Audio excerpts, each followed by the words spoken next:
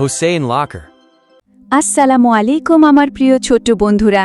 ইমাম বুখারী রহমতুল্লাহের অসাধারণ জীবনের গল্পের আরও একটি পর্বে তোমাদের সবাইকে স্বাগত। দেখতে দেখতে আমরা কিন্তু ২৪তম পর্বে চলে এসেছি। তোমাদের নিশ্চয়ই মনে আছে, গত পর্বে আমরা দেখেছিলাম ইমাম বুখারী কি ভীষণ এক কঠিন সময়ের মধ্যে দিয়ে যাচ্ছিলেন, কিন্তু এক মুহূর্তের জন্য আল্লাহর ওপর থেকে ভরসা হারাননি, আর আল্লাহ তাকে কি দারুণভাবে সাহায্য করেছিলেন। তো চলো আজ দেখি তার জীবনে নতুন কি অপেক্ষা করছে। আজকের গল্পটা না ঠিক এমনই একটা ভয় দিয়েই শুরু হচ্ছে। আমাদের এক বন্ধু, নাম তার ওমর, তার মাথায় ঢুকেছে এক অদ্ভুত ভয় মঙ্গলবারকে নিয়ে। আর অন্যদিকে সেই সময় হাজার হাজার মাইল দূরে আমাদের প্রিয় ইমাম বুখারী পৌঁছে যাচ্ছেন পিরামিড আর নীল নদের দেশ মিশরে। কি শুনতে ইচ্ছে করছে না? তাহলে চলো আর একদম দেরি না করে ঝাঁপিয়ে পড়ি আজকের গল্পে। এই দেখো ওমরকে, কেমন মন খারাপ করে পড়ার টেবিলে বসে আছে। সামনে বই খোলা, কিন্তু ওর মাথায় একটা অক্ষরও ঢুকছে না। কেন জানো? কারণ ওর মাথায় খালি একটাই চিন্তা ঘুরছে, কাল তো মঙ্গলবার। আরও কেন যেন ভেবে নিয়েছে মঙ্গলবার দিন ওর কোনো পরীক্ষাই নাকি ভালো হয় না। এই যে একটা অহেতুক ভয়, এটাই ওকে একদম কাবু করে ফেলেছে। ঠিক তখনই ওর বন্ধু ইয়াসিন এসে তো অবাক। সে জিজ্ঞাসা করল, কিরে ওমর, কি হয়েছে তোর? এভাবে বসে আছিস কেন? ওমর একদম হতাশ হয়ে বলল, আর বলিস না, কালকে মঙ্গলবার, আমার পরীক্ষা, এবারও নির্ঘাত খারাপ হবে। এমন সময় সেখানে এলেন ওমরের সাদি চাচা। আর মজার ব্যাপার কি জানো, ওনারও না এমন কিছু অহেতুক ভয় আছে। যেমন উনি বারান্দার নিচে দাঁড়াতে খুব ভয় পান।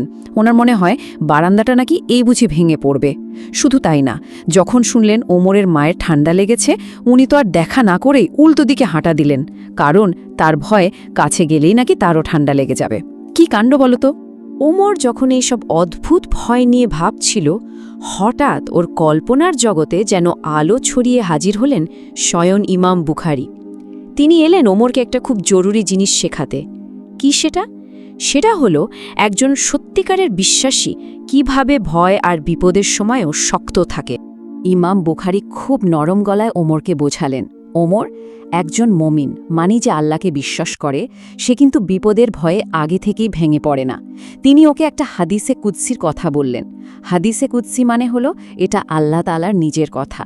আল্লাহ বলছেন, আমি আমার বান্দার ধারণা অনুযায়ী তার সাথে আচরণ করি। এর মানেটা কি বুঝতে পারছো? মানেটা খুব সোজা।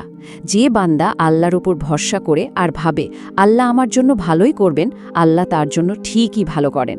আর যে শুধু খারাপটাই ভাবে, আমার এটা হবে না ওটা হবে না, তার সাথে খারাপটাই ঘটার সম্ভাবনা থাকে। তার মানে আমাদের কাজ হলো অহেতুক ভয় আর দুশ্চিন্তা মাথা থেকে ঝেড়ে ফেলা আর আল্লাহর ওপর ভরসা করা, যাকে বলে তাওয়াক্কুল। তবে হ্যাঁ, নিজের চেষ্টার কিন্তু কোনো কমতি রাখা যাবে না। মন দিয়ে পড়তে হবে, প্রস্তুতি নিতে হবে, আর তারপর ফলাফলটা আল্লাহর হাতে ছেড়ে দিতে হবে। আর এই কথাটা শোনার পরেই না ওমর যেন একটা শক্তি পেল। সে সব ভয় মাথা থেকে ফেলে দিয়ে নতুন করে পড়ায় মন দিল। আচ্ছা, ওমরের কথা তো হলো, এবার চলো তো আমরা এক লাফে ওমরের পড়ার টেবিল থেকে আবার ফিরে যাই ইমাম বুখারীর কাছে। তিনি তখন ফিলিস্তিনের আসকালান শহরে আছেন, আর ঠিক সেখানে ঘটতে চলেছে একদম অবিশ্বাস্য একটা ঘটনা। হঠাৎ একজন লোক প্রায় ছুটে এসে ইমাম বুখারীর সামনে দাঁড়ালো। আচ্ছা, তোমাদের কি সেই লোকটার কথা মনে আছে, যে কিনা জাহাজের মধ্যে ইমাম বুখারীর ওপর চুরির একটা মিথ্যে অপবাদ দিয়েছিল? হ্যাঁ, ঠিক ধরেছ, এই সেই লোক। সে ভীষণ লজ্জিত হয়ে বলল, হে ইমাম, আমি আমার ভুলের জন্য খুব অনুতপ্ত। আপনার যে 1000 দিনার সাগরে ফেলে দিতে হয়েছিল, তার সামান্য ক্ষতিপূরণ হিসেবে এই 200 দিনার আপনি দয়া করে নিন। ইমাম বুখারী তো শুনে একেবারে তাজ্জব। তিনি অবাক হয়ে লোকটিকে বললেন, কি আশ্চর্য ব্যাপার, আজ সকালেই তো কেউ একজন আমার দরজার নিচ দিয়ে 300 দিনার রেখে গেছে। আমি তো এটাও জানি না যে কে সেই ব্যক্তি। এই যে গায়েবী সাহায্য, এটা পেয়ে ইমাম বুখারীর মুখ থেকে শুধু শুকরিয়া ঝরে পড়ল। সুবহান আল্লাহ, কোনো সন্দেহই নেই, আল্লাহই হলেন সবচেয়ে ভালো রিজিকদাতা। দেখলে তো বন্ধুরা, আল্লাহর উপর মন থেকে ভরসা করলে তিনি কিভাবে তার প্রিয় বান্দাদের সাহায্য করেন। এরপর ইমাম বুখারী ও তার বোন ফাতিমা রওনা দিলেন মিশরের দিকে। যেতে যেতে ইমাম বুখারী ফাতিমাকে বললেন, ফাতিমা, জানো, আমরা একটা খুব ভালো জায়গায় যাচ্ছি। আমাদের প্রিয় নবী রাসূলুল্লাহ সাল্লাল্লাহু আলাইহি ওয়াসাল্লাম তিনি মিশরের সৈন্যদের অনেক প্রশংসা করেছেন। আমি সেখানে ইসলামের বড় বড় জ্ঞানী গুণীদের সাথে দেখা করতে চাই। তারা যখন মিশরের মাটিতে পা রাখলেন তখন যা ঘটল তা তো কল্পনারও বাইরে।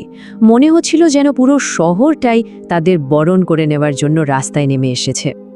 শহরের ঘোষক, মানে যিনি ঘোষণা দেন, তিনি রাস্তায় রাস্তায় চিৎকার করে বলছেন, ওহে মিশরের মানুষ, শোনো শোনো, হাদিসের মহান ইমাম বুখারী আমাদের শহরে এসেছেন।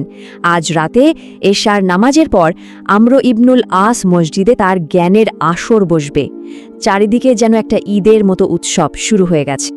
হাজার হাজার মানুষ ভিড় জমিয়েছে শুধু ইমাম বুখারীকে এক নজর দেখার জন্য। আর শুধু সাধারণ মানুষই নয়, মিশরের মস্ত বড় বড় আলেম যেমন সাঈদ ইবনে আবি মরিয়ম, আবু সালে, এমনকি আরেকজন জগৎ বিখ্যাত হাদিস বিশারদ ইমাম আন নাসাই রহমাতুল্লাহু পর্যন্ত তাকে স্বাগত জানাতে ছুটে এসেছেন। ভাবা যায় কি সম্মান।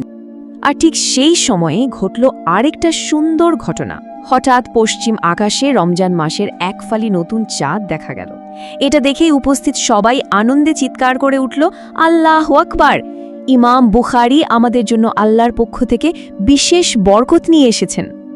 এই খুশির মুহূর্তেই মিশরের বিখ্যাত আলেম সাঈদ ইবনে আবি মারিয়াম ইমাম বুখারীর কাছে এসে খুব বিনয়ের সাথে একটা অনুরোধ করলেন।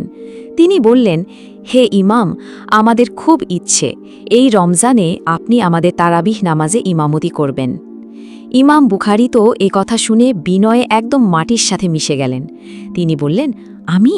এখানে তো আমার চেয়েও অনেক বড় বড় কারি আর হাফেজ সাহেবরা আছেন।